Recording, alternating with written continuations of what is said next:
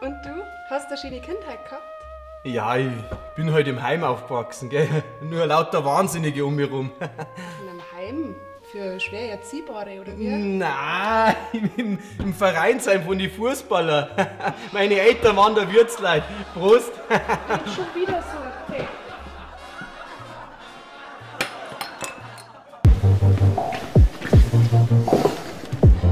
Also ich kann machen, was ich mag. Die Weiber lassen mich alle abblitzen. Ich weiß nicht, was ich falsch mache. Also ich hätte da schon eine Idee. Ja, was denn? Vielleicht ziehst du einfach einmal ein anderes T-Shirt an. Ha?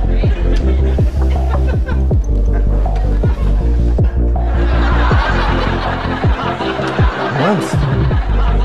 Na. Du, Tom, Sprich, wo hast du deine neue Freundin eigentlich aufgetrieben? Internet, so ein Datingportal. Und da hat alles passt, oder? Also so ein richtiges Match, oder wie? Ja, das meiste schon, aber fragt's noch so blöd. naja, weil es schon ziemlich anhänglich ist. Oh ja. Anhänglich? Wirklich? Ja. Ich will's nie das beurteilen, ich wüsste nicht mal, wie die heißt. Anja.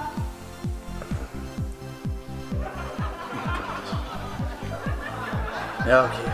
Ein bisschen anhänglich ist schon. Ja, da bist ja endlich. Wir waren soweit. Ihr wart soweit. Und für was?